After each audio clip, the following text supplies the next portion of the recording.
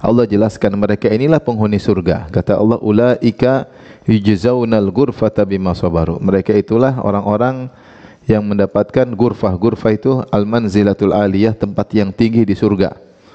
Ya, karena kesabaran mereka,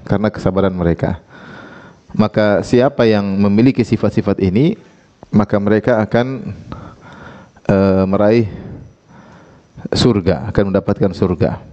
Dan semuanya tentunya rindu dan ingin untuk kekal abadi di surga, ya. Karena kita tahu hidup kita di dunia cuma sebentar, ya.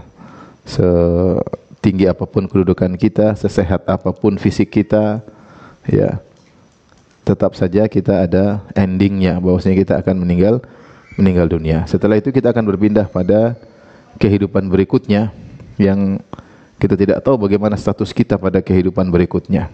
Sekarang kita semua tahu status kita. Kita bisa mengukur mana yang kaya, mana yang miskin. Tapi ketika berpindah pada kehidupan berikutnya, status kita nggak ada yang tahu, ya. Apakah kita masih dimuliakan oleh Allah, ataukah ada orang yang kita hinakan ternyata dia mulia, atau sebaliknya, ya. Oleh karena itu kita ingin dimuliakan oleh Allah di dunia maupun di akhirat. Kita ingin bahagia dunia dan bahagia di akhirat. Dan seharusnya fokus kita untuk kehidupan akhirat harusnya lebih. Kenapa? Karena kehidupan dunia senikmat-nikmatnya paling cuma ya enggak sampai 100 tahun. Kemudian kita akan berpisah dari kehidupan dunia. Adapun kehidupan akhirat adalah abadi. Abadi. Karenanya ketika Allah menjelaskan tentang ibadur rahman yang ternyata mereka diberikan kenikmatan yang tinggi di akhirat, kita berusaha mengenal sifat-sifat tersebut. Kita berusaha bersifat dengan sifat-sifat tersebut supaya kita juga bisa meraih janji Allah yang Allah sebutkan dalam surat Al-Furqan ini, ya. Taib. Kenapa? Karena saya sering sampaikan, ya, Allah berfirman dalam surat Al-Waqiah, kata Allah, "Idza waqa'atil waqi'ah laisa liwaqa'atiha kadhibah khafidatur rafi'ah." Jika terjadi atau tiba hari kiamat, laisa liwaqa'aha kadhibah, tidak ada yang bisa menolak terjadinya hari kiamat, itu akan terjadi. Kemudian kata Allah, khafidatur rafi'ah, maka hari kiamat itu akan merendahkan dan akan meninggikan. Apa maksudnya merendahkan meninggikan? Merendahkan itu akan mengungkap hakikat ada orang-orang yang disangka mulia di dunia, ternyata di akhirat direndahkan oleh Allah Subhanahu wa taala. Rafi'ah mengangkat, ada orang-orang yang di akhirat di dunia disangka rendah dan hina, ternyata di akhirat ditinggikan oleh Allah Subhanahu wa taala. Makanya saya bicara tentang status di alam berikutnya. Sekali lagi, alam sekarang kita semua tahu status kita secara ekonomi, secara jabatan, secara kedudukan, tetapi alam berikutnya masih gaib, kita nggak tahu. Kita hanya berusaha menuju, ya, status yang baik di akhirat, tentu dengan sifat-sifat yang sudah Allah jelaskan. Baik, di sini Allah mulai ayatnya dengan wa ibadur rahman, dan hamba-hamba ar-Rahman. Allah tidak menyebutkan sifat ini kepada sekelompok orang. Allah tidak mengatakan para sahabat Nabi, Allah tidak mengatakan para tabi'in, Allah tidak mengatakan para ulama fulan dan fulan dan fulan, si dia dan si dia, enggak. Agar sifat ini terbuka untuk siapa saja. Siapa saja dari zaman dahulu, zaman sekarang, zaman kemudian yang bisa memenuhi kriteria ini, maka dia akan meraih hasilnya. Maka sifat ini terbuka bagi siapa saja yang baca Quran, kemudian membaca ibadur rahman, hamba-hamba ar-Rahman, ada sifat-sifatnya, dia terapkan, ya dia dapat hasilnya. Seandainya yang dimaksud para sahabat, berarti ini cerita tentang masa lalu. Kita nggak bisa maksud dalam sifat-sifat ini. Tetapi Allah buka sifat ini dengan hanya sekedar sifat, tidak menyebutkan siapa-siapanya, sehingga setiap orang berkesempatan untuk bisa menjadi ibadur rahman. Ibadur rahman, ibad maknanya dari, artinya hamba-hamba, ya, dari hamba-hamba, ya, dan hamba-hamba ar-Rahman. Ar-Rahman maksudnya Tuhan yang maha penyayang, Tuhan yang maha penyayang. Dan nampak ketika kita baca sifat-sifat, kita tahu bahwasanya Allah sangat maha penyayang. Nanti yang kita dapati ternyata tidak harus selalu tidak harus selalu benar, terkadang bermaksiat tapi dia bertobat, Allah sayang. Dia melakukan ibadah sedikit, ternyata hasilnya atau balasannya sangat luar biasa. Ya. Dan ini menunjukkan kasih sayang Allah Subhanahu wa taala. Dan Allah, kita tahu Allah dinilai dari dua sisi, bahwasanya benar Allah Maha Penyayang, tapi ingat kalau kita membangkang, Allah juga azabnya pedih. Makanya Allah berfirman, "Nabbi ibadi anni anal ghafurur rahim wa anna adzabi huwal adzabul alim." Kabarkanlah wahai Muhammad kepada hamba-hambaku, anni anal ghafurur rahim, sungguhnya aku ini, yaitu Allah Subhanahu wa taala, Maha Pengampun lagi Maha Penyayang. Akan tetapi wa anna adzabi, akan tetapi azabku, huwal adzabul alim, adalah azab yang sangat pedih, ya. Maka seorang berusaha antara khauf dan raja, takut jangan sampai diazab dan berharap agar mendapatkan kasih sayang Allah Subhanahu wa taala. Baik, kita mulai sebutkan sifat yang pertama. Saya ulangi lagi, ibadur rahman. Ar-Rahman maknanya yaitu Allah yang Maha Penyayang, Maha Penyayang. Nanti akan nampak dari bagaimana kasih sayang Allah. Di antaranya saya sebutkan tadi, orang yang bermaksiat pun masih bisa masuk jadi ibadur rahman jika dia bertobat. Jika dia bertobat kepada Allah. Tidak ada di antara kita yang selamat dari maksiat. Wa ibadur rahman, sifat pertama, alladzina yamshuna 'alal ardi hauna, yaitu orang-orang yang senantiasa berjalan di atas muka bumi dengan rendah hati. Di sini ada kalimat yamshun. Yamshun bahasa Arab artinya berjalan.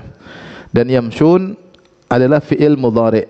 Dalam bahasa Arab mirip dengan bahasa Inggris, ada past tense, ada present tense dan misalnya, ya. Kalau fi'il madhi itu yang masa lalu, itu masya. Tapi kalau yamshi itu fi'il mudhari' yang menunjukkan perbuatan yang berkesinambungan. Sehingga sifat pertama kalau kita artikan itu orang-orang yang selalu, ya, dia present tense, ya, yang selalu alal ardi hauna, berjalan di atas muka bumi dengan hauna. Hauna itu dengan lembut, dengan tidak sombong, ya, rendah diri, rendah hati, ya. Ini sifat pertama. Kemudian disebutkan alal ardi, kata para ulama, yang berjalan di atas muka bumi, ya, karena kita tahu ya manusia berjalan di atas muka bumi. Kenapa disebutkan di atas muka bumi? Padahal kita tahu kita tidak berjalan di udara, kita tidak berjalan di air. Manusia pasti berjalan di mana?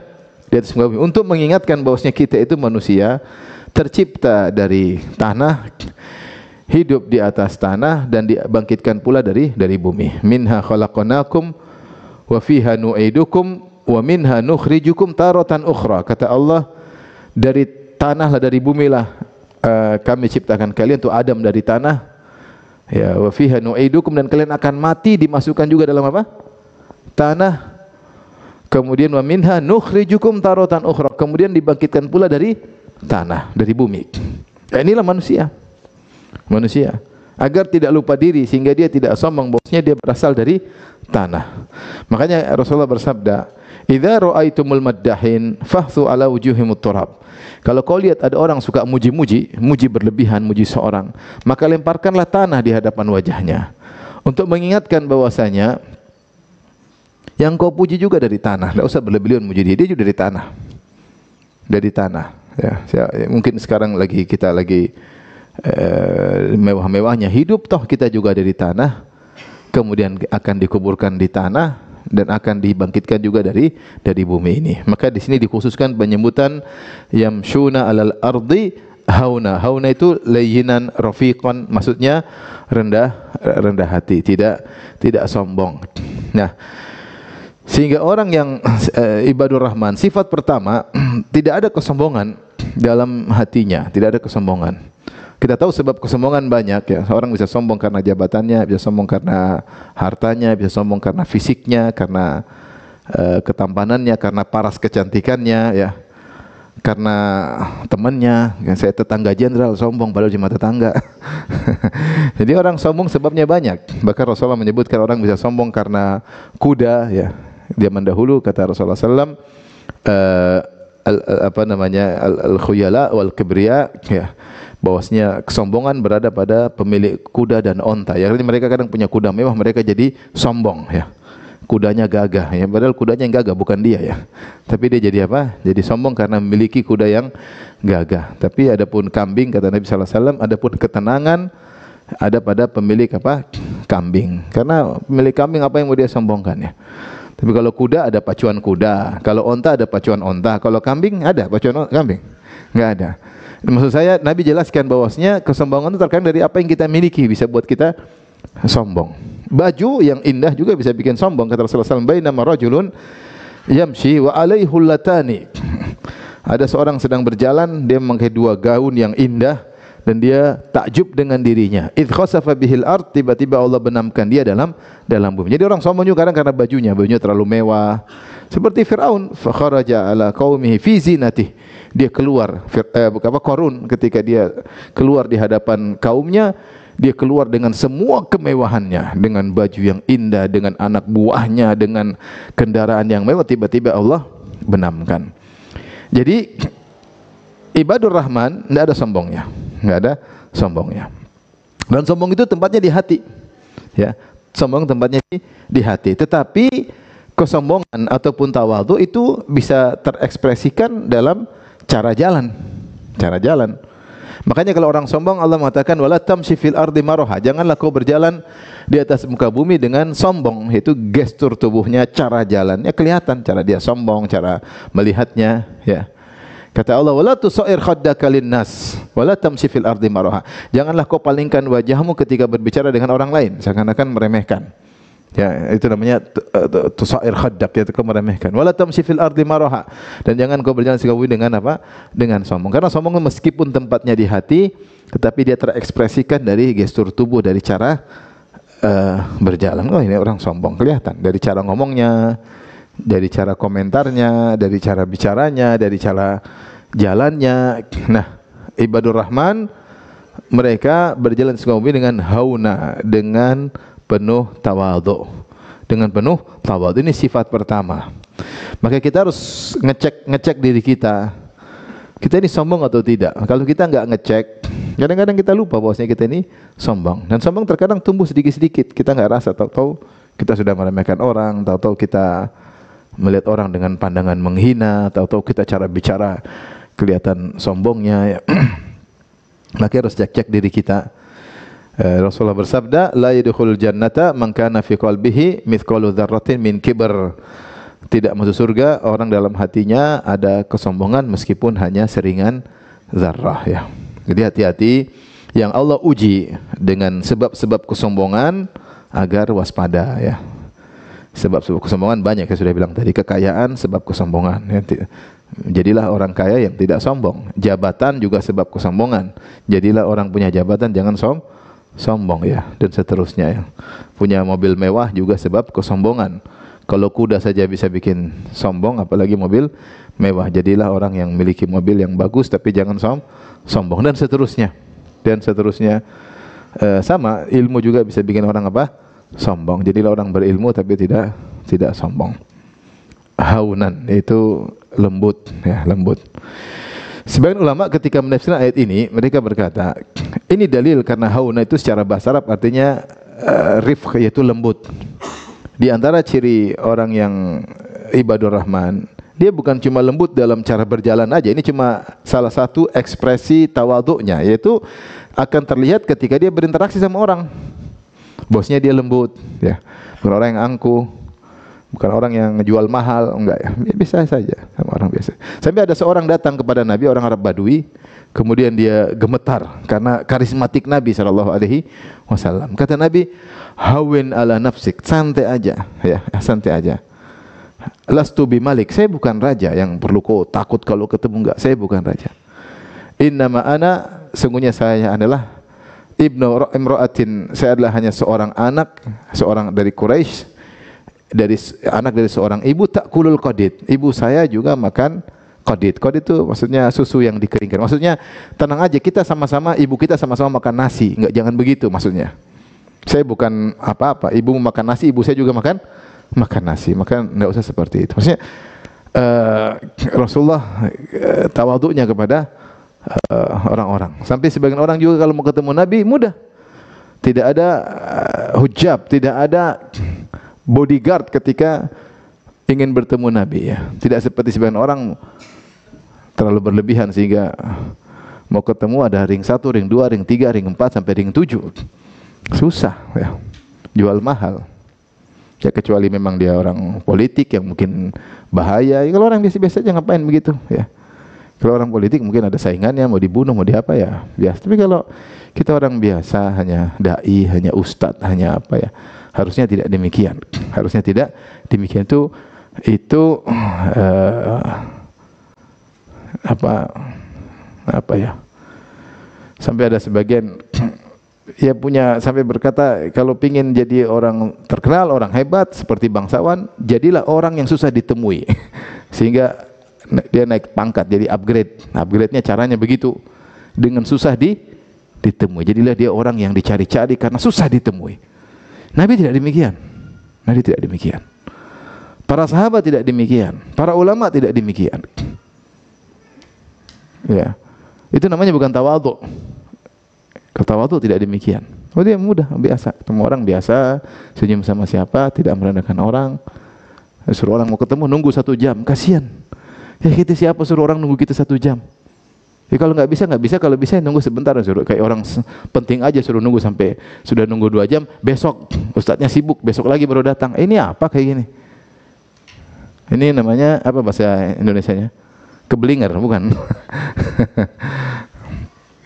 Jadi haunan adalah orang yang mudah, lembut, bukan orang yang sulit, orang yang lembut ya. Hayyin kata Rasulullah SAW, ala ukhbirukum miman yahrumu alaihin nar wa tahrumu alaihin nar. Maukah aku kabarkan kepada seorang yang haram masuk neraka dan neraka pun haram menyentuhnya? Kullu haynin layyinin sahlin qarib. Setiap orang yang sahal mudah, layyin lembut, dekat ya. Hayyin mudah, tidak sulit. Ini orang seperti ini berakhlak mulia, tawadhu, mudah untuk masuk surga dan tidak akan situ api neraka. Ada yang persulit. Mau ketemu orang, mau ketemu saya, apa? Undang saya. Apa namanya? Mau masak apa dulu? Kalau ayam saya nggak mau datang misalnya. Jadi susah orang susah dia datang orang udah gelisah karena dia orang ini susah. Orang yang mudah gampang datang masuk apa? Gorengan, oke, mantap. Nomor 1 di dunia. Maksudnya tidak usah susah-susah, kita mudah aja ya. Mudah aja ya, kecuali kalau ya lain halnya kalau tadi misalnya presiden itu urusan lain ya. Tapi kalau kita manusia biasa ya, karena kita itu maksudnya mengkondisikan kita jadi sombong dan angkuh. Apalagi di sekeliling kita ada penjilat-penjilat yang ingin membuat kita menjadi top karena dia juga mengambil manfaat di balik ketenaran kita. Dia juga ngambil manfaat, makanya jadi penjilat, mengipas-kipas supaya semakin seperti itu. Oleh karenanya orang mudah biasa aja, hauna. Pingin jadi ibadur rahman biasa aja. Temu orang biasa aja. Kalau nggak perlu ya pergi, biasa aja. Jangan terlalu seakan-akan sulit ditemui, seakan-akan orang hebat, seakan-akan ini dan seterusnya. Ini sifat pertama.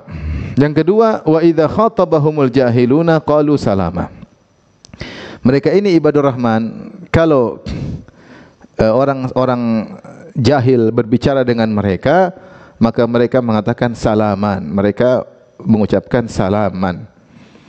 Tapi di sini maksudnya namanya di dunia ini tidak semua orang waras ya.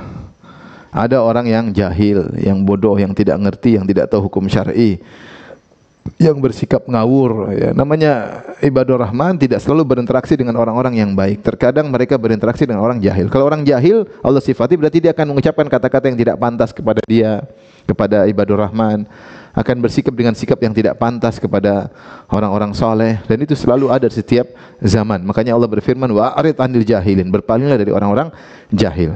Nah, ibadur rahman kalau diganggu, direndahkan, dihinakan oleh orang-orang yang jahil, mereka tidak merespon. Kalaupun mereka merespon, maka dengan kata-kata yang baik, yaitu mereka menghindar. Sebagian firman Allah, wa arid anil jahilin. Ngomong-ngomong ya waalaikumsalam, jalan. Jangan dilayani, jangan diladeni. Dan kita butuh sifat seperti ini terutama di zaman sekarang yang banyak orang yang jahil, yang enggak ngerti, yang menghina, yang merendahkan, tidak tahu hakikat suatu perkara ya, yang usil ya. Jangan digubrisi, digubrisi. Kalau kita ada orang gila yang ganggu kita, kita layani, kita juga ikut gila, jangan. Biar aja dia gila. Kita bilang assalamualaikum orang gila, jalan. Jadi jangan digubrisi. Sebagian orang masuk di medsos, kemudian debat situ, kemudian ngapain? Saya sering bilang seorang masuk di medsos, debat sama seorang, maki-makian, ternyata yang dia lawan bencong, ngapain? Jadi nggak semua orang kita mau layani ya, nggak semua kita layani. Kita hindari aja, tidak perlu kita maki-maki, namanya orang jahil, kita ngurusin buat apa? Ya udah, assalamualaikum pergi, assalamualaikum pergi. Ya, saya nggak ganggu engkau, kita sudah. Dia nggak ngejar-ngejar terus, assalamualaikum kita pergi. Nggak usah digubrisi. Kalau digubrisi dia semakin menjadi jadi. Maka Allah jelaskan dalam ayat ini, orang-orang yang baik pasti ada yang mengganggu. Nggak ada namanya orang baik nggak ada yang ganggu. Orang baik pasti ada yang ganggu. Pasti ada yang ganggu. Nggak mungkin nggak ada yang ganggu. Yang ganggu orang yang tidak baik. Yang ganggu orang yang tidak baik. Ya. Apa kurang baiknya Nabi Shallallahu Alaihi Wasallam? Tetap aja ada yang mengganggu. Apalagi kita yang penuh dengan kekurangan, yang masih banyak melakukan dosa. Tentu pengganggu lebih banyak. Kita sering salah ngomong. Sudah berusaha ngomong sebaik-baiknya, ada juga kesalahan. Pengganggu pasti ada. Taib. Ini Allah jelaskan sebagian sifat mereka ketika di siang hari. Beginilah ibadah Rahman di siang hari. Jalan dengan penuh tawadhu, berinteraksi dengan siapapun dengan tawadhu. Ada orang ganggu, dia cuekin, tidak digubrisin. Nah, kita praktekkan ini dulu sifat dua ini ketika di siang hari. Kita kan berinteraksi dengan banyak orang, berinteraksi dengan istri, dengan anak, dengan tetangga, anak buah, dengan rekan kerja, dengan sahabat. Pokoknya jangan sombong deh. Jangan apa? Sombong. Jangan merasa kita lebih hebat dari mereka ya. Adapun orang depan kita mungkin ilmunya kurang, jangan kita merasa kita lebih hebat daripada dia. Kita nggak tahu. Bukankah semakin banyak ilmu semakin banyak tanggung jawab? Semakin tidak punya ilmu semakin banyak uzur. Dan kita nggak tahu status kita di depan Allah, saya atau dia yang lebih mulia di sisi Allah. Terus ngapain kita merendahkan orang lain? Saya sering sampaikan, gimana kita mau menghina, merasa lebih hebat daripada seorang pembantu? Saya sering sampaikan, dulu pembantu saya, dia kalau dapat gaji, dia kirim 100% buat orang tuanya. 100% dikirim sama orang tuanya. Bukan 50%, 100% kerja mungkin setahun semuanya kirim kepada orang tua. Jadi kita bilang kita lebih baik daripada dia. Kita enggak begitu sama orang tua. Dia bisa seperti itu. Terus kita bilang kita lebih baik, dia lebih berbakti daripada kita. Meskipun status dia seorang pembantu. Maksudnya seorang pembantu. Sekarang misalnya saya punya supir sekarang, dia tinggalkan keluarganya di luar kota, dia datang sini 4 hari, dalam sebulan 4 hari baru dia pulang ke rumahnya, ketemu anak istrinya. Tinggalkan keluarga, kerja, ya, uang semua buat keluarga. Kalau ada waktu dia baca Quran, subhanallah. Kita merasa lebih tinggi dari dia? Enggak. Oleh karenanya ngapain kita merasa tinggi daripada orang lain? Jadi hati-hati. Ibadah Rahman itu di siang hari, dia tidak merasa hebat dari orang lain.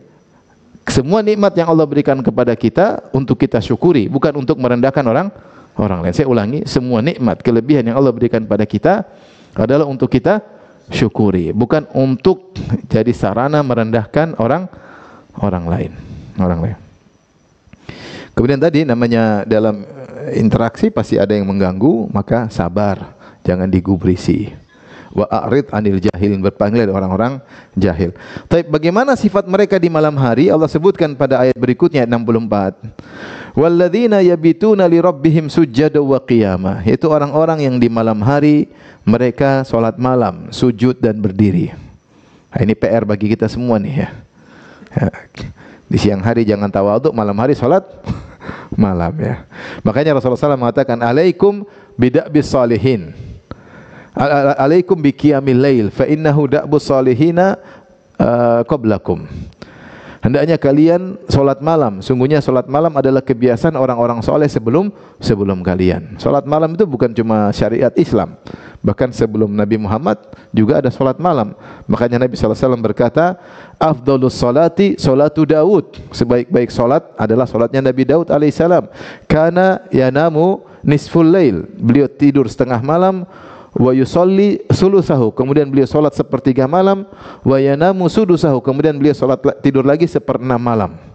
Jadi Nabi Daud alaihissalam bagi malam menjadi tiga.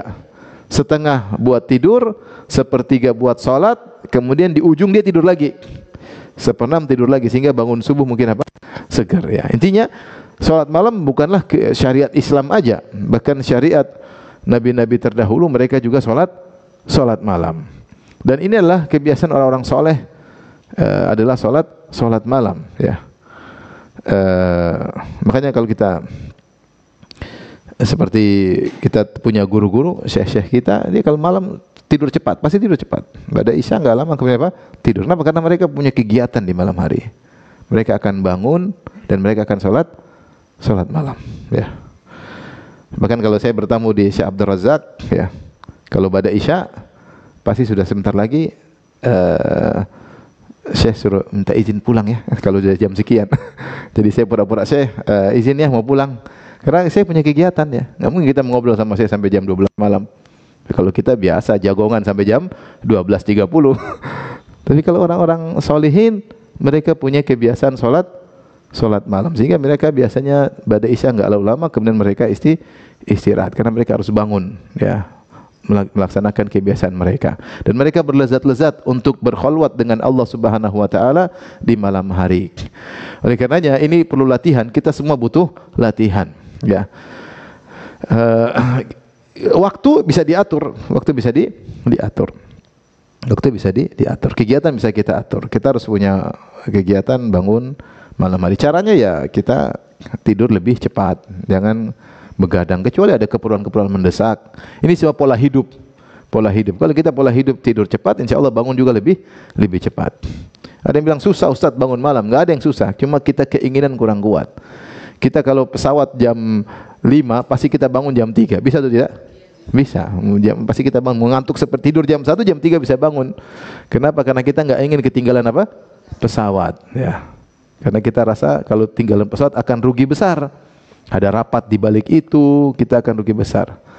Tapi kita tidak merasa rugi ketika ketinggalan pesawat menuju surga ya.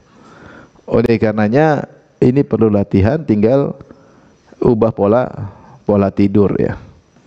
Tidur lebih cepat, dipaksa tidur, nanti bangun. Kalau kegiatan siang sore nanti ngantuk juga lebih cepat. Pada isya sudah mulai ngantuk, tidur istirahat. Kita nggak tahu kapan kita dipanggil oleh Allah Subhanahu wa taala. Maka di sini Allah mensifati mereka walladzina yabituna li rabbihim sujjada wa qiyama. Mereka ini orang-orang yang melalui malam hari mereka atau menghabiskan malam hari mereka dengan sujud dan berdiri. Maksudnya salat. Dalam salat itu banyak rukunnya. Ada berdirinya, ada rukuknya, ada i'tidalnya, ada duduknya, ada sujudnya. Tetapi Allah sebutkan cuma dua. Nah, rukun yang paling mulia dalam salat adalah sujud dan berdiri. Ini di antara rukun yang paling asasi atau esensi dalam salat adalah sujud dan berdiri. Padahal rukun salat banyak. Ada i'tidal, ada ruku, ada duduk, tasyahud, ada duduk di antara dua sujud. Ini semua rukun-rukun salat. Kenapa sujud dan berdiri? Karena dalam sujud kondisi seorang paling hina, paling rendah, sehingga dia paling dekat dengan Allah Subhanahu wa taala. Kata Nabi sallallahu alaihi wasallam, aqrabu ma yakunul abdu min rabbih wa huwa sajid. Kondisi seorang yang paling dekat dengan Allah ketika sedang apa? Sujud. Makanya Rasulullah mengatakan fa'akthiru fihi doa, perbanyaklah doa. Ya, kenapa? Ketika orang sedang sujud dia sedang sangat dekat dengan Allah. Kenapa sangat dekat? Karena dia lagi benar-benar menghinakan dirinya. Kapan seorang menghinakan dirinya di hadapan Allah, maka dia akan connecting mudah dengan Allah Subhanahu wa taala. Dia akan dekat dengan Allah Subhanahu wa taala, ya. Makanya di antara sebab dikabulkannya doa ketika seorang safar ya. Seorang safar. Kata Rasulullah SAW, salatu da'awatin mustajabah la syakka fihinna. 3 doa yang tidak ada keraguan, di antaranya dakwatul musafir, doa orang yang sedang bersafar. Kenapa? Kalau kita bicara tentang zaman dahulu, orang bersafar ini dia jauh dari keluarga, rambutnya semrawut, apalagi melewati padang pasir, pasti bajunya kotor, pasti dia jarang mandi, karena kita bicara tentang di sana zaman dahulu ya. Safar itu suatu yang berat, jauh dari keluarga, jauh dari makanan yang biasa dia makan, jauh dari pelayan-pelayannya, sehingga kondisi dia membuat dia perlu dirahmati oleh Allah Subhanahu wa taala. Maksudnya perlu dikasihani. Makanya salatnya dikosor, boleh dijamak, puasa boleh tidak puasa, sehingga banyak keringanan yang Allah berikan kepada dia, ya. Di antaranya Allah mudahkan kabulkan doanya. Makanya ketika Rasulullah menyebutkan sebab doa, rajulun ash'adz akbar yamudu yadai, seorang rambutnya semrawut, ya, akbar, pakaiannya penuh dengan debu, kemudian dia berdoa. Maka ketika kondisi tawadhu seperti ini mudah dikabulkan.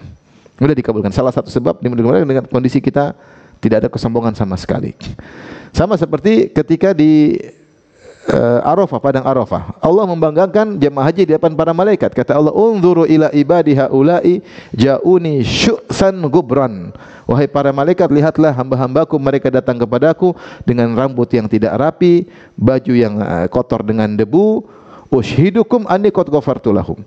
Aku saksikanlah kepada kalian, aku telah mengampuni dosa-dosa mereka. Nah, ketika seorang sedang sujud, dia jauh dari kesombongan. Bagian tubuh dia yang paling mulia dia letakkan di tanah. Apalagi kalau zaman dahulu masjid pakai apa? Pakai tanah. Kemudian ketika dia sujud dia berkata subhana rabbiyal a'la, maha suci Allah yang maha tinggi, ya. Maka ini di antara rukun salat yang sangat penting, karena disitulah seorang merendahkan dirinya. Maka dianjurkan seorang berdoa ketika sedang sujud. Kemudian kata Allah sujadan wa qiyama, di malam hari mereka sujud dan di malam hari mereka berdiri. Berdiri kenapa mulia? Karena ketika seorang berdiri dia tartil, dia baca Al-Qur'an. Makanya baca Quran paling bagus kapan? Baca Quran paling bagus ketika salat. Kita baca Quran kapan saja boleh, tapi yang terbaik adalah baca Quran ketika apa? Salat, terutama di malam hari, ya. Di malam hari, ya. Jadi ini perlu latihan. Saya mengajak diri saya pribadi dan juga para ikhwan sekalian, para ummahat, bapak-bapak dan ibu-ibu, mulai kita merubah pola hidup kita mulai sholat malam, mulai dari 10 menit, 15 menit ya, tapi kalau continue luar biasa. Kalau sudah ini semangat lagi, naik lagi setengah jam, kita latih diri kita, kerjasama, ya, suami istri, sepakat, pokoknya kalau nggak bangun disemprot pakai air, sepakat, kerjasama, ya. Gini, dipercik bukan diguyur, ya, dipercik. Sepakat, insyaallah kita menuju status yang indah di alam berikutnya, alam akhirat. Taib. Subhanallah, inilah kebiasaan mereka di malam hari, ya.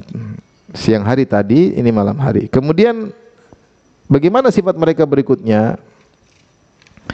Jadi berdoa, ya, kita berdoa sama Allah. Tidak ada salahnya kita, Allah mudahkanlah saya sholat malam. Apa sih kita berdoa? Ya Allah mudahkanlah saya bangun malam. Ya Allah sudah sepekan saya terhalangi dari sholat malam. Ya Allah mudahkanlah saya sholat malam. Ya, berdoa kepada Allah. Jangan langsung bangun langsung 2 jam. Pasti 2 hari sudah bete, ya. Pelan-pelan.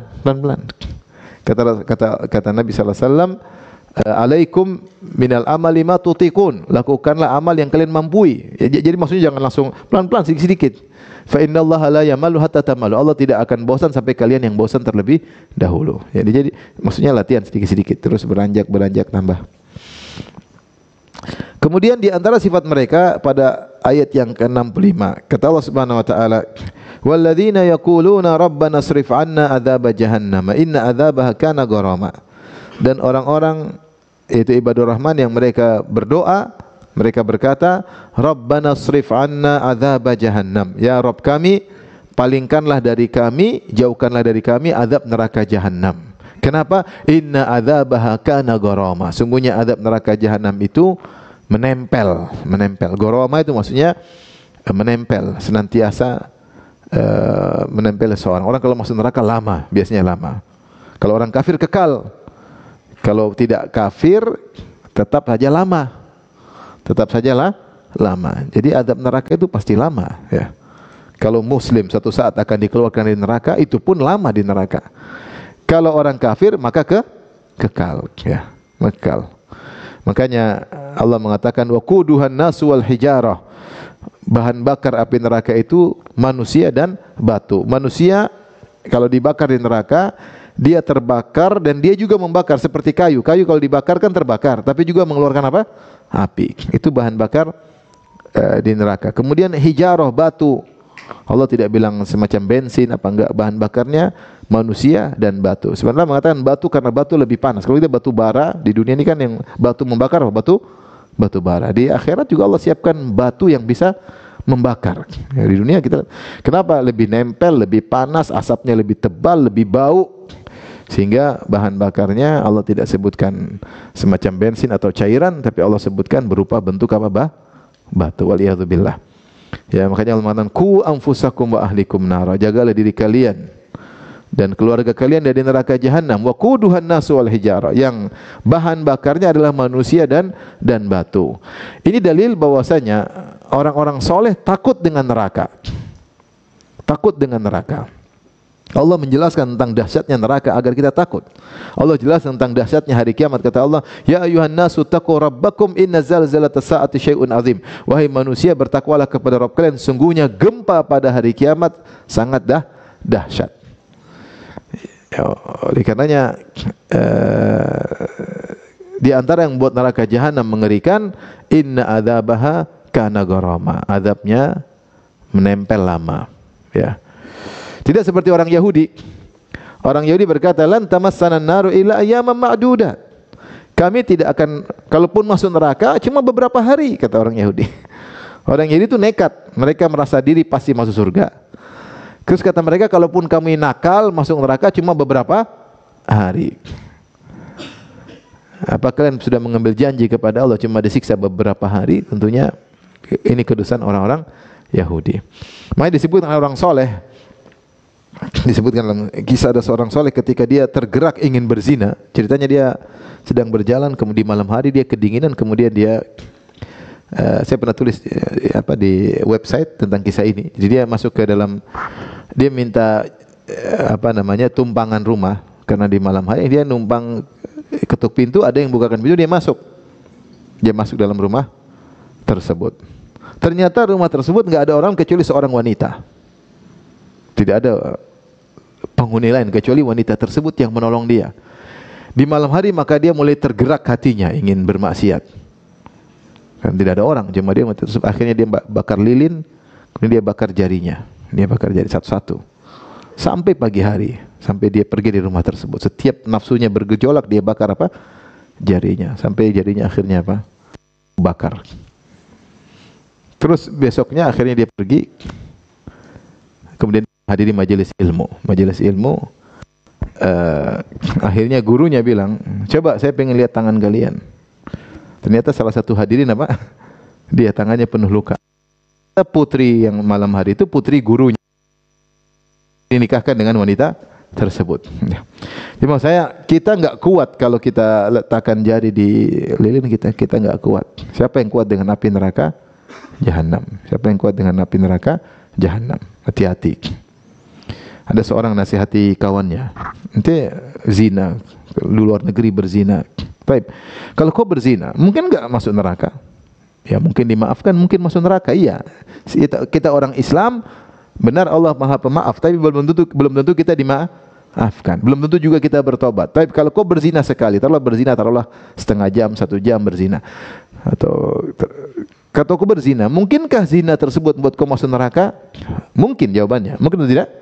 Mungkin. Tapi kalau kau masuk neraka gara-gara zina tersebut yang hanya beberapa saat, mungkinkah kau diazab 100 tahun gara-gara zina yang sebentar itu? Mungkin. Kita bicara neraka bukan umurnya 1 triliun tahun, bukan, abadi. Bukan 1 miliar tahun, abadi. Mungkinkah gara-gara kau berzina sesaat tersebut kau disiksa 1 miliar tahun? Mungkin atau tidak? Mungkin, semuanya mungkin. Semuanya mungkin. Nah, kita begitu meninggal kita akan merasakan dampaknya. Maka seorang kalau bermaksiat dia mikir-mikir. Inna adzabaha kana gharama. Sungguhnya azab neraka itu kita enggak kuat. Ya, kita enggak kuat dan dia lama. Gharama, kekal. Gharama ya, menempel. Kullama aradu ay yakhruju setiap mereka ingin keluar tidak bisa keluar ya. Wa ma hum bi kharijina minan nar. Mereka tidak bisa keluar dari neraka jahanam. Oleh karenanya seorang waspada. Jadi orang ibadur rahman takut dengan neraka dan takut kepada Allah, takut kepada azab Allah adalah ibadah. Adalah ibadah. Bukan orang yang tidak takut, takut kepada azab Allah adalah ibadah. Makanya ketika Allah sebutkan penghuni surga dalam surat At-Tur, kata Allah, fa aqbala ba'dhum ala ba'dhin yatasaalun, maka penghuni surga di surga mereka saling berhadapan, mereka saling bertanya, qalu inna kunna qablu fi ahlina musyfiqin famannallahu alaina wa waqana adzabas samum. Kami dulu, kenapa kami masuk surga? Kami dulu di dunia kami takut dengan azab neraka, kami takut meskipun kami di tengah keluarga. Kami takut. Jadi akhirat menjadi orientasi mereka. Aduh ini maksiat, ini ngeri, saya takut. Itu padahal mereka berkumpul dengan keluarga ada rasa khawatir tentang nasib mereka di akhirat, yang nasib yang dia tidak tahu. Kita tidak seorang dari kita tahu bagaimana nasib kita di akhirat. Berbeda dengan orang kafir. Allah sebutkan mereka cuek. Kata Allah Subhanahu wa taala, amma man utiya kitabahu wara'a dhahri fasawfa yad'u thubura wa yasla sa'ira innahu kana fi ahlihi masrura. Kata Allah, adapun orang yang diberi catatan amal dengan tangan kiri, yaitu penghuni neraka jahanam, fasawfa yad'u thubura, maka di akhirat dia akan teriak-teriak, celaka aku, celaka aku.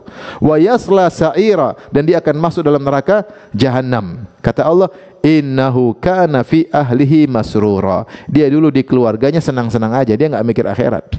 Jalan-jalan, ketawa ketiwi, berfoya-foya, dunia banyak, jabatan tinggi, terkenal, pikirannya enggak ada pikiran akhirat. Ini yang membuat dia lupa akhirat, membuat dia akhirnya masuk apa? Neraka. Adapun penghuni surga ditanya dulu, gimana masuk surga? Kata mereka, qalu inna kunna qablu fi ahlina musyfiqin. Kami dulu di tengah keluarga kami dalam kondisi takut. Makanya Allah sebutkan sifat ibadur rahman, mereka takut dengan neraka. Makanya mereka berdoa agar dijauhkan dari neraka jahanam. Kita enggak kuat masuk neraka, enggak kuat. Kalau kita masih hidup masuk di liang lahat, di bawah terik matahari, kita enggak kuat dalam liang lahat. Bagaimana kalau diazab neraka jahanam? Kemudian Allah berfirman, maksudnya kalau orang masuk neraka jahanam cuma 24 jam ya oke lah, masih spekulasi. Bukan 24 jam. Bukan 24 jam masuk neraka, lama. Tenang Ustaz, orang Islam pasti masuk surga. Iya, benar masuk surga, tapi jangan transit ke neraka. Nanti transit memang kayak pesawat 4 jam doang. Transit enggak tahu transit berapa lama. Bisa 100 tahun, bisa 1 miliar tahun, enggak ada yang tahu. Dosa semakin banyak, semakin lama transitnya. Kemudian Allah berfirman, innaha sa'at mustaqarra wa muqama. Sungguhnya neraka jahanam adalah seburuk-buruk tempat menetap dan tempat kediaman. Ini ada yang mengatakan adalah perkataan ibadur rahman yang berdoa atau Allah menimpali. Ketika mereka berdoa, inna adzabaha kana gharama, ya Allah jauhkan kami neraka jahanam karena azab neraka itu lama. Kemudian Allah menimpali. Kata Allah, benar.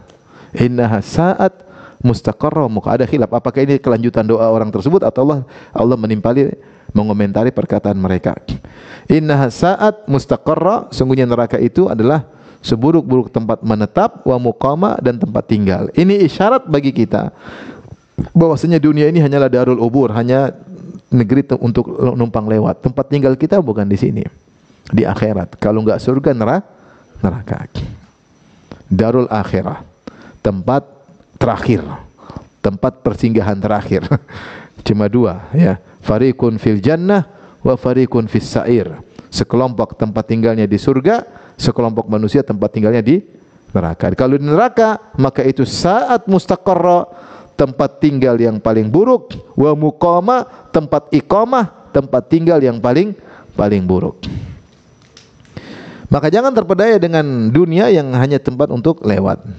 Maka seorang berusaha menjadikan dunia yang Allah berikan kepada dia untuk bekal akhirat. Kalau dia punya rezeki, dia infak. Kalau dia punya kesehatan, dia gunakan untuk ibadah. Kalau dia punya kemampuan dia gunakan. Kata Allah, wabtaghi fima atakallahu darul akhirah. Allah nasihati Qarun melalui orang-orang saleh. Mereka berkata kepada Qarun yang punya harta yang banyak, wabtaghi fima atakallahu darul akhirah. Gunakanlah potensi yang Allah berikan kepadamu untuk mencari apa?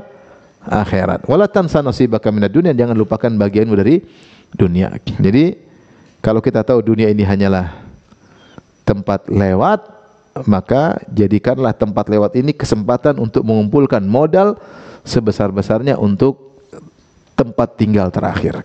Tempat tinggal terakhir.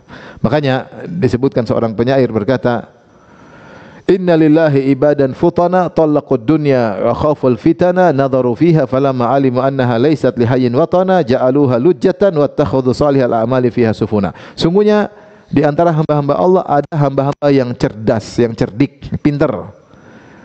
Mereka meninggalkan dunia, mereka menceraikan dunia dan mereka takut dengan fitnah. Maksudnya menceraikan dunia, jadi jangan jadikan dunia sebagai orientasi. Ya, kita cari dunia tapi untuk apa? Akhir. Kalau cari dunia untuk dunia, kita akan menyesal. Cari dunia untuk apa? Akhirat.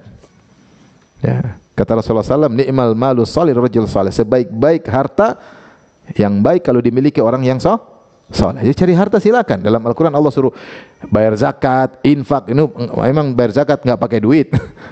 Infak pakai apa? Pakai duit. Suruh jihad fisabilillah pakai duit. Memberi makan anak yatim pakai duit. Mengayomi orang miskin pakai duit. Semuanya pakai duit. Maka berarti isyarat Allah suruh kita cari duit. Tetapi untuk apa? Akhirat. Sampai para sahabat disebut dalam hadis, Rasulullah menyuruh kita bersedekah. Kami nggak punya duit, maka terpaksa kami kerja jadi kuli, kata para sahabat. Kami jadi kuli. Kami pergi ke pasar ngangkat-ngangkat barang supaya bisa bersedekah. Tapi kalau kita cari dunia untuk sekedar dunia, itu semua akan sirna. Kita hanya jadi penyesalan. Ya. Makanya kata tadi penyair, di antara hamba-hamba Allah ada orang-orang yang cerdas, yang mereka menceraikan dunia dan mereka takut dengan fitnah dunia. Tatkala mereka melihat dunia, mereka tahu annaha laysat lihayyin watana. Mereka tahu dunia ini bukan tempat tinggal. Hanya tempat sementara. 60-70 tahun selesai. Ja'aluha lujjatan, mereka anggap bahwasanya dunia ini seperti lautan yang berombak. Wattakhadhu salihal a'mali fiha sufuna, dan mereka menjadikan amal soleh sebagai kapal untuk berlabuh melewati lautan yang penuh ombak tersebut. Jadi harus tahu bahwasanya dunia hanyalah tempat sementara. Ini perlu perjuangan. Setiap kita beraktivitas, entah kita akhirat atau dunia. Kalau akhirat lanjut, kalau dunia kita tahan sebentar. Saya cuma dunia aja, saya juga akan ninggalin dunia ini. Saya punya apapun, kalau bukan dunia meninggalkan kita, kita yang meninggalkan apa? Dunia. Enggak ada yang abadi. Taib. Setelah itu Allah menjelaskan tentang sifat ibadur rahman dalam mengelola harta yang mereka miliki. Ibadur rahman ada yang kaya, ada yang miskin. Ya, tidak harus miskin, dia tidak harus kaya. Semua orang bisa jadi ibadur rahman. Orang miskin bisa jadi ibadur rahman, orang kaya juga bisa jadi ibadur rahman. Bagaimana sifat mereka dalam mengelola harta mereka? Allah berfirman, ayat ke-67, walladzina idza anfaqu lam yusrifu wa lam yaqturu wa kana baina dzalika qawama, yaitu orang-orang yang jika mereka membelanjakan harta, mengkonsumsi atau membelanjakan harta, lam yusrifu, mereka tidak berlebih-lebihan, wa lam yaqturu, dan mereka tidak pelit, wa kana baina dzalika qawama, tapi mereka di tengah-tengah di antara yang demikian. Ya. Jadi ibadur rahman karena orientasinya akhirat, maka mereka dalam membelanjakan, mereka juga tahu bahwasanya mereka akan ditanya Allah kemana uang tersebut mereka belanjakan. Setiap kita akan ditanya oleh Allah terkait harta dengan dua pertanyaan. Min aina iktasabahu, dari mana dia dapatkan harta tersebut, wa fima anfaqah, dan kemana dia belanjakan harta tersebut. Dua ini pasti kita ditanya. Dan saya sering bilang, pertanyaan pertama sudah membinasakan banyak orang. Dari mana kau dapat harta? Banyak orang yang cara mencari hartanya dengan cara yang haram. Kalaupun dia mencari harta dengan cara yang halal, masih ada pertanyaan kedua. Kemana kau belanjakan? Wa fima anfaqah. Buat apa kau belanjakan hartamu tersebut? Maka dalam belanjakan harta, meskipun pada perkara yang hukumnya asalnya halal. Jadi ada beda antara israf dengan tabdzir. Kalau tabdzir, sebagian ulama mengatakan tabdzir itu mengeluarkan uang pada yang haram. Itu namanya apa? Mubadzir. Buat beli khamar, buat main judi, buat hal maksiat, itu namanya mubadzir. Tapi kalau israf artinya membelanjakan perkara yang halal tapi berlebihan, di luar dari kebutuhan. Itu namanya israf. Israf. Wala tusrifu. Seperti Allah mengatakan kulu washrabu wala tusrifu. Makan dan minumlah tapi jangan berlebihan. Karena makan asalnya hukum halal, minum juga hukumnya halal, tapi jangan berlebihan. Rasulullah berkata, kul washrab wa tasaddaq fi ghairi sarafin wala makhilah. Silakan makan, silakan minum, silakan belanja, tetapi tidak boleh sombong dan tidak boleh israf, berlebihan. Jadi israf itu berlebihan pada perkara yang halal. Apa definisi israf? Kata Ibnu Hajar rahimahullah, israf itu mengeluarkan uang yang banyak pada manfaat yang sedikit. Itu namanya israf. Silakan pikir sendiri. Mengeluarkan uang banyak pada manfaat yang sedikit, namanya apa? Israf. Kalau orang beli jam 2 miliar, itu israf atau bukan? Saya cuma tanya ya. Mikir sendiri masing-masing lah. Tapi mungkin 2 miliar terlalu mahal, saya turunin deh. Kalau 500 juta? Bukan saya yang jawab, ibu-ibu ya. Israf intinya itu biayanya banyak, manfaatnya apa? Sedikit. Jadi pikir sendirilah. Kalau biayanya banyak, manfaatnya banyak, nggak ada masalah. Kita butuh mobil bagus untuk safar, untuk nyaman karena kegiatan sehari, yang penting manfaatnya banyak. Tapi kalau biayanya besar, manfaatnya sedikit, itu namanya israf, dan kita akan ditanya oleh Allah Subhanahu wa taala. Tapi ibu-ibu beli tas ukurannya 10 cm kali 10 cm, harganya 300 juta, israf atau bukan? Sekarang bapak-bapak yang jawab, bukan ibu-ibu. Israf atau bukan? Israf. Kaidahnya jelas, harganya mahal, manfaatnya sedikit. Kalau manfaatnya banyak nggak apa-apa. Tas Ustadz ini tas 300 juta bisa buat nyimpan mobil, ya nggak apa-apa. Manfaatnya banyak, garasi berjalan. Tapi kalau manfaatnya nggak ada, kalau hujan pun tidak bisa untuk berlindung, biasanya masukin sini. Mending tas murah kalau hujan buat jadi payung. Ya katanya untuk bedakan asli sama KW, lihat aja pas hujan. Kalau asli pasti mau sini, kalau palsu pasti jadi payung. Yang palsu itu ada manfaatnya. Jadi itu kalau ingin jadi ibadur rahman, ingat ayat ini, lam yusrifu, tidak israf. Kenapa? Karena kita tahu setiap harta kita akan ditanya kemana kau belanjakan. Kalau manfaat silakan, nggak manfaat nggak. Kita udah punya mobil nih, misalnya punya mobil 3, baik, ini buat ini buat ini buat ini, oke. Masih perlu nggak? Kalau perlu beli nggak apa-apa, kalau nggak perlu ngapain? Buat gaya, buat gaya ngapain? Allah akan tanya, kenapa kau beli mobil itu? Pasti ditanya. Kalau perlu beli, kalau nggak perlu nggak usah. Itu namanya kita tidak israf.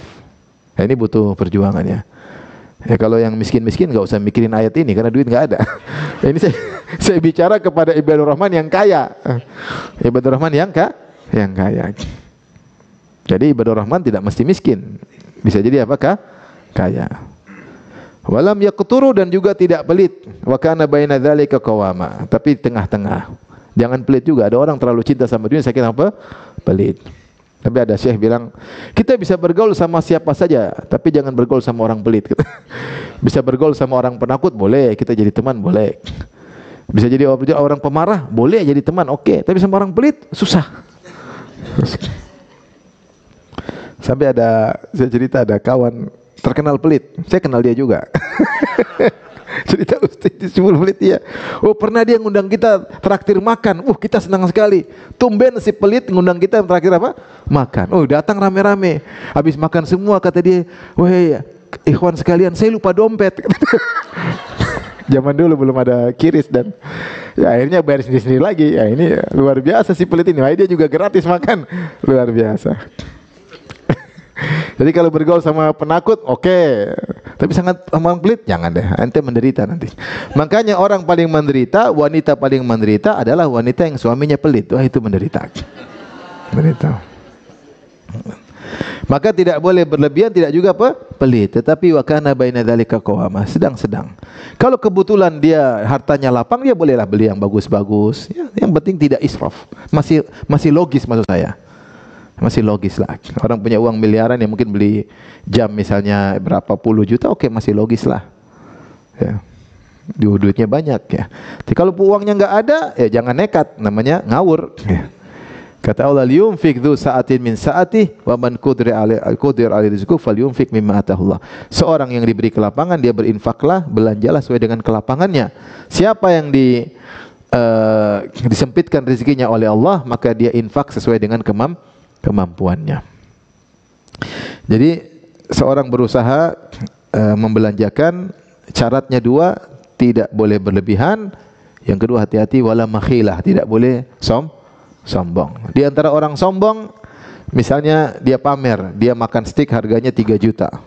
Kemudian dia foto, dia masukkan status. Terus harganya dimasukin. Norak sebenarnya sih, cuma itu biasanya OKB, orang kaya baru ya. Kalau orang kaya yang beneran dia diam-diam aja.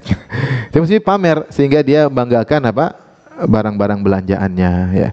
Ternyata uang yang berlebihan bisa menjadikan seorang menjadi sombong. Jadi silakan belanja, tapi bukan karena sombong dan juga bukan untuk berlebihan. Taib, kita lanjutkan ayat berikutnya. Ayat berikutnya ini di antara rahmat Allah yang luar biasa. Ternyata syarat menjadi ibadur rahman tidak harus orang soleh terus. Terkadang pernah terjatuh dalam maksiat. Saya bacakan ya.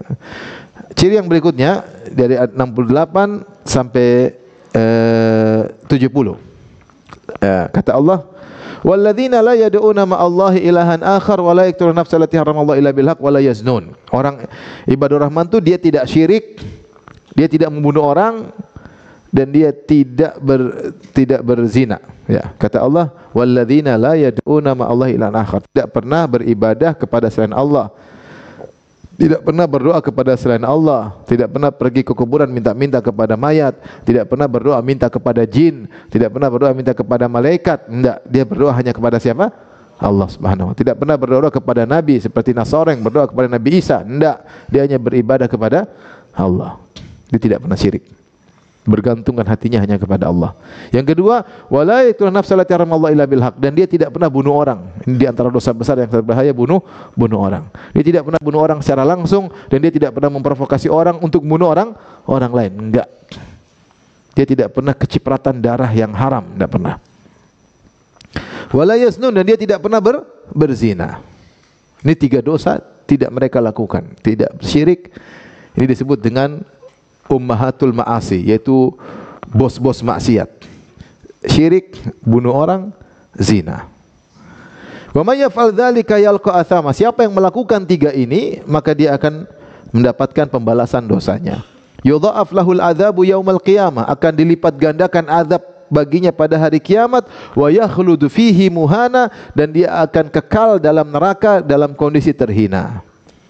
Ngeri. Hati-hati. Dosa mungkin kita lakukan, tapi dosa ini 3 ini hindari sejauh mungkin. Ngeri. Ya, ngeri. Ngeri. Sekarang syirik, banyak orang ngajarin syirik ya.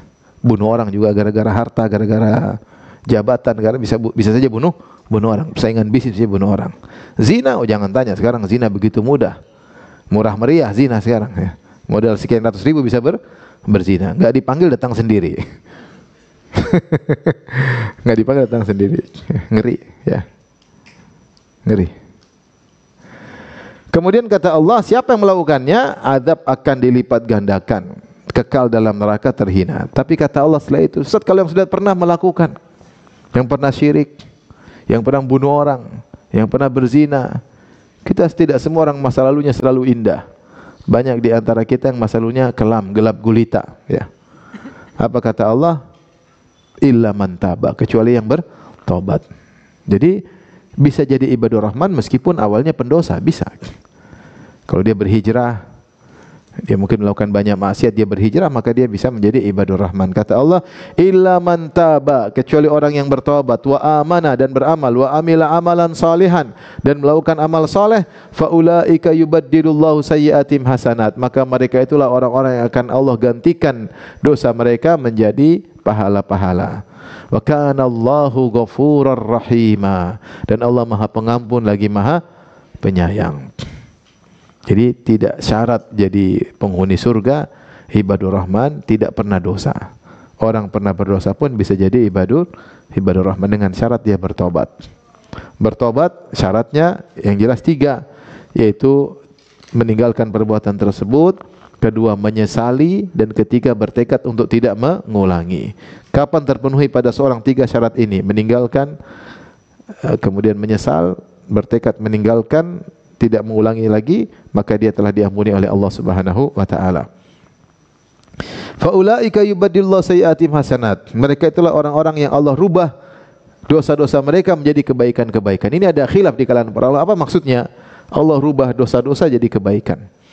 Ada yang mengatakan maksudnya kalau mereka sudah bertobat, kebiasaan mereka biasanya minum khamar akan berubah jadi kebiasaan yang baik. Kebiasaan mereka biasanya bermaksiat akan berubah menjadi kebiasaan bertakwa kepada Allah, sehingga berubahlah dosa mereka menjadi kebaikan. Ini pendapat. Pendapat lain mengatakan sesuai dengan zahir ayat, pada hari kiamat kelak setelah mereka bertobat kemudian mereka berbuat kebaikan-kebaikan sampai mereka meninggal dunia, ternyata di hari kiamat kelak ketika mereka dihisab, Allah ungkapkan dosa-dosa mereka yang sebelum mereka berhijrah. Dosa-dosa mereka semua ini Allah rubah jadi pahala sebagai bentuk pemulihan terhadap mereka. Karena mereka telah berhijrah dengan sungguh-sungguh, kemudian mereka bertahan istiqomah sampai meninggal dunia, maka dosa-dosa yang pernah mereka lakukan Allah rubah jadi apa? Pahala. Ini pendapat sebagian ulama. Allah alam bisawab. Tapi intinya orang yang bertobat dengan tobat yang sungguhnya akan dimuliakan oleh Allah Subhanahu wa taala. Datang dalam satu hadis ada seorang dihisab oleh Allah Subhanahu wa taala. Maka Allah bilang kepada malaikat, tampakkan kepada dia dosa-dosa kecilnya dan sembunyikan dosa-dosa besarnya. Dihisab, maka kau pernah begini? Kata dia, pernah ya Allah, pernah begini, dosa-dosa kecil dulu nih. Pernah. Dia udah ketakutan. Terus kata Allah, ini dosa-dosa kecilmu saya rubah jadi pahala. Jadi pahala. Terus dia bilang, ya Allah masih ada dosa lain belum kau tunjukkan. Dia ingin juga dirubah jadi apa? Pahala. Ketika Rasulullah menyampaikan hadis ini, Rasulullah tertawa. Tadinya dia ketakutan. Dosamu ini kan? Iya, dosa ini kan? Iya. Ternyata nilainya misalnya 1 juta dosa, ternyata Allah rubah jadi 1 juta pahala. Maka dia bilang, ya Allah, mana dosa-dosa lain? Saya belum lihat. Intinya orang kalau, dan ini menunjukkan rahmat Allah, kasih sayang Allah Subhanahu wa taala. Orang kafir saja, orang kafir kalau masuk Islam, taruhlah dia melakukan maksiat selama 60 tahun. Kemudian dia masuk Islam setahun, kemudian dia tewas, meninggal.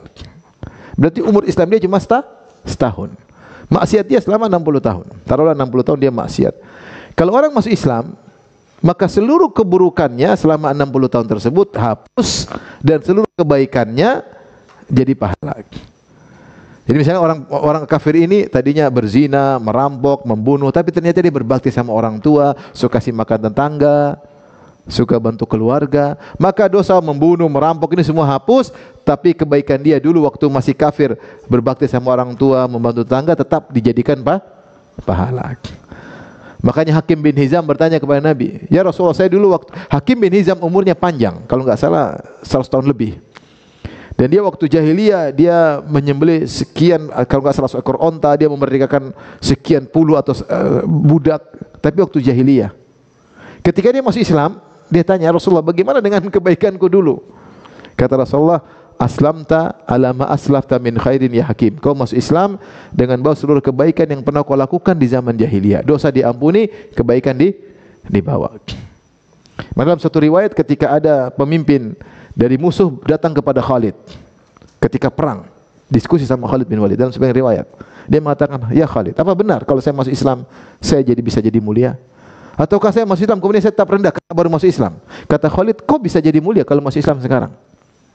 Kenapa? Karena kebaikan dia selama ini akan dianggap sebagai apa? Kebaikan. Akhirnya dia masuk Islam, akhirnya dia masuk dalam pasukan kaum muslimin, akhirnya dia terbunuh. Padahal dia asalnya adalah panglima dari orang kafir. Dia tanya dulu, apa benar kalau saya masuk Islam saya bisa mulia? Kata Khalid, bisa, meskipun sekarang kau masuk Islam. Akhirnya dia masuk Islam. Allah Ghafurur Rahim. Kemudian Allah berfirman, "Wa man taba wa amila salihan fa innahu yatubu ila Allahi mataba." Siapa yang bertobat dan mengerjakan amal saleh, maka sungguh dia telah bertobat dengan tobat yang sebenarnya. Ini tanda ciri orang bertobat. Apa ciri orang bertobat? Tobat bukanlah sekedar pengakuan. Di antara ciri orang tobat yang benar, dia meninggalkan maksiat dan dia melakukan amal saleh. Buktinya harus ada dampaknya. Dia maksiat dia tinggalkan, dia rubah kegiatannya dengan melakukan amal saleh. Berarti tobatnya benar. Tapi sifat berikutnya, masih ada waktu enggak? Sedikit lagi insyaallah. Sifat berikutnya ayat 72. Ya kita ini belajar sifat satu-satu ya. Mungkin kita enggak bisa lakukan semuanya, paling tidak sebagian kita berusaha melakukan. Kalau bisa melakukan semua, makanya sempurna. Kalau enggak bisa yang semampunya. Kata Allah, "Walladzina la yashhaduna az-zura wa idza marru bil lagwi marru kirama." Dan orang-orang yang tidak memberikan persaksian palsu, dan apabila mereka bertemu dengan orang yang mengerjakan perbuatan yang tidak faedah, mereka lalui saja dengan menjaga kehormatan dirinya. Sifat berikutnya, la yashhaduna az-zur, mereka tidak bersaksi palsu, tidak bohong, tidak jadi saksi palsu demi untuk membela seseorang dia bersaksi palsu. Ini tidak boleh. Dan di antara makna zur, kalau kita baca buku tafsir, adalah perayaan-perayaan ibadah agama lain. Dia tidak pernah menghadiri. Perayaan-perayaan ibadah agama lain tidak pernah menghadiri. Karena ketika dia menghadiri seakan-akan dia membenarkan, seakan-akan dia mendukung. Kita toleransi tidak harus menghadiri. Dengan kita membiarkan mereka, silakan, mereka punya keyakinan, tapi menghadiri urusan lain. Kalau kita menghadiri seakan-akan kita mendukung kesyirikan tersebut. Maka seorang kalau ingin jadi ibadur rahman, jangan pernah menghadiri acara keagamaan orang lain. Silakan, monggo, silakan, kau punya hak sebagai warga negara, masing-masing punya hak.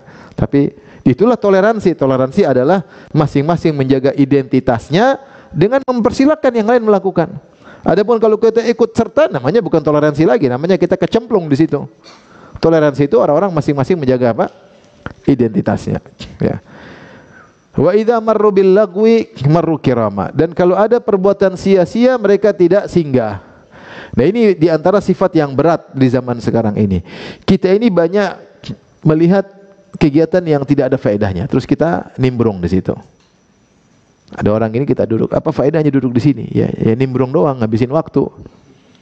Enggak ada faedahnya. Kalau ada faedahnya, baru. Sekarang betapa banyak kita nimbrung pada perkara yang tidak ada faedahnya. Di dunia offline maupun dunia online. Lebih parah lagi, online kita banyak lihat berita yang enggak ada faedahnya. Apa faedahnya? Faedah dunia enggak ada, faedah akhirat apalagi tidak ada. Ini bukan bicara maksiat ya, bukan.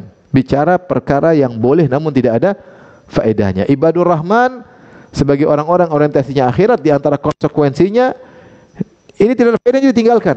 Faedah tidak ada. Masuk di grup ada enggak faedah ini? Ada. Kalau enggak ada saya left. Saya resign dari grup tersebut. Enggak ada faedahnya, buat apa? Ya. Banyak hal-hal yang mengasihkan tapi enggak ada faedahnya.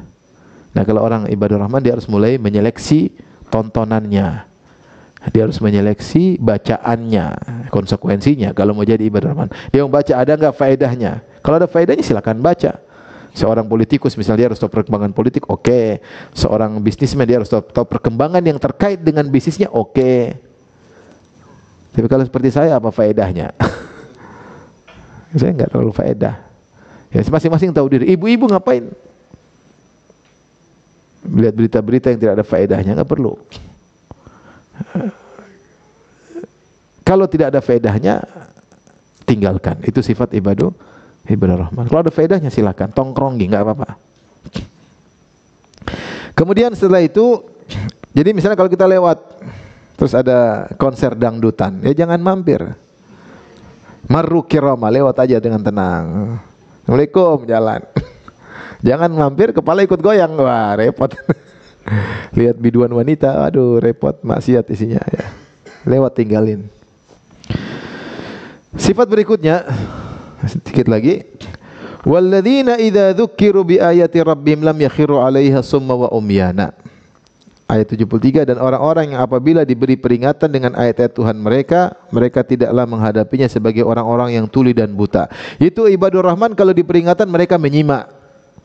Diberitahu mereka mendengar. Apalagi mereka dalam posisi salah, mereka mendengar, tidak sombong.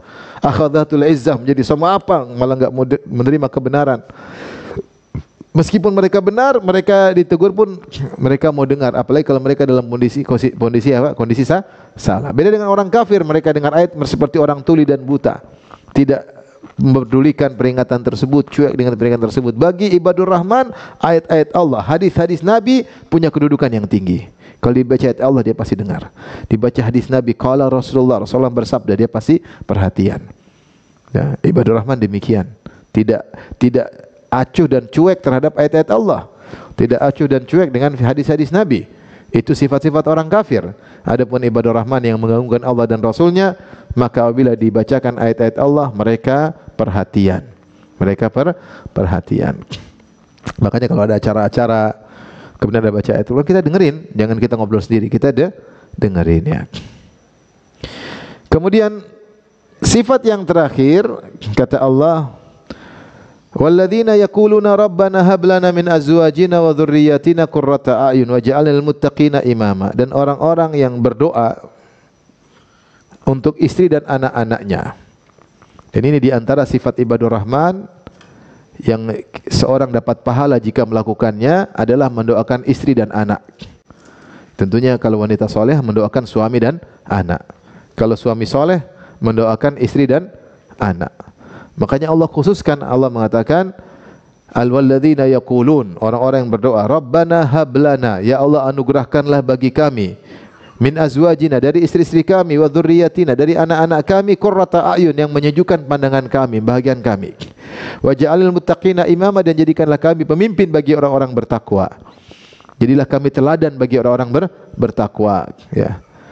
Nah, maka harus kita sisihkan waktu untuk mendoakan istri dan anak. Ya, hidayah di tangan Allah, tapi kita berdoa.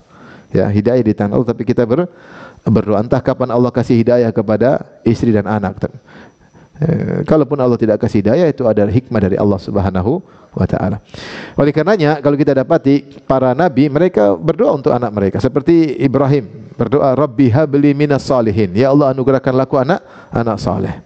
Nabi Zakaria, Rabbi habli min ladunka dzurriyyatan thayyibah, ya Allah anugerahkanlah dari sisimu anak yang saleh. Jadi para nabi fokus berdoa agar mendapatkan keturunan yang saleh. Maka kita meniru para nabi, dan itu ciri-ciri ibadur rahman, sisihkan waktu mendoakan anak dan istri. Jangan doa dunia terus. Doa anak istri yang saleh dan salehah. Dan itu adalah kebahagiaan dunia. Kemudian di antaranya wa ja'alna lil muttaqina imama, ya Allah jadikanlah kami imam bagi orang bertakwa. Itu jadi kami teladan. Ini doa luar biasa.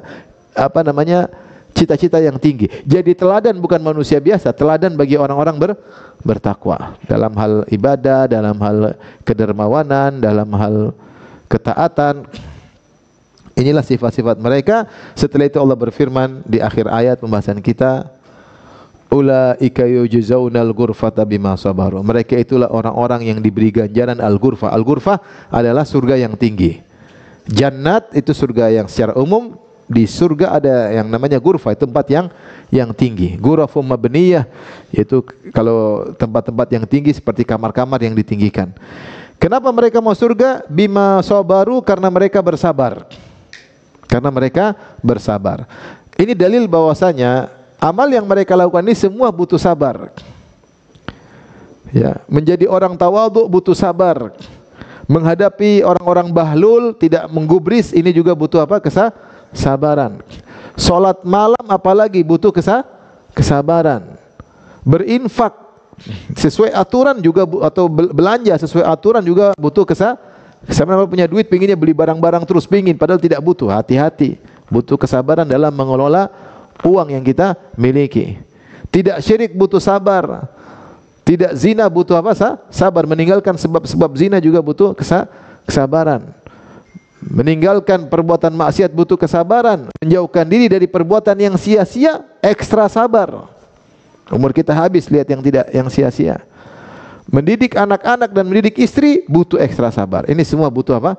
Kesabaran. Makanya sabar itu dalam menjalankan ketaatan, dalam meninggalkan maksiat, dalam menghadapi ujian, semua butuh dengan sabar. Dan sebab mereka masuk surga karena kesabaran. Kata Allah, wa yulaqqawna fiha tahiyyatan wa salama, dan mereka disambut di surga dengan penghormatan dan salam dari Allah, dari malaikat.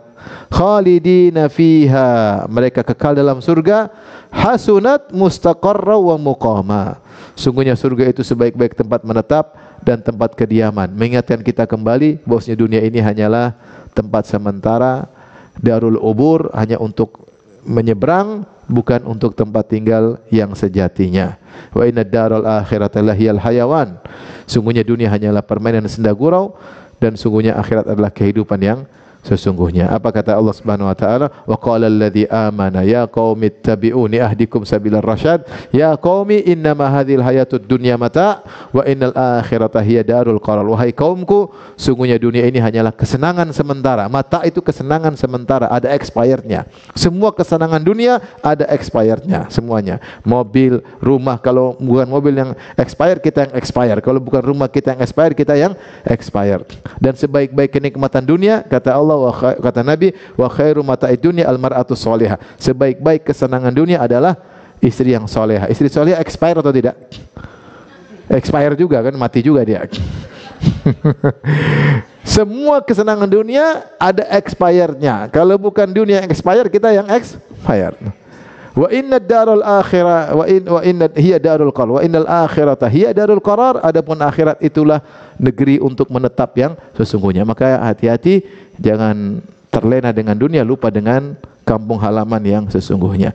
Demikian yang saya sampaikan. Semoga Allah bisa menjadikan kita termasuk ibadur rahman. Amin ya rabbal alamin. Kalau ada yang bertanya, saya persilahkan. Wallahu ta'ala alam bisawab.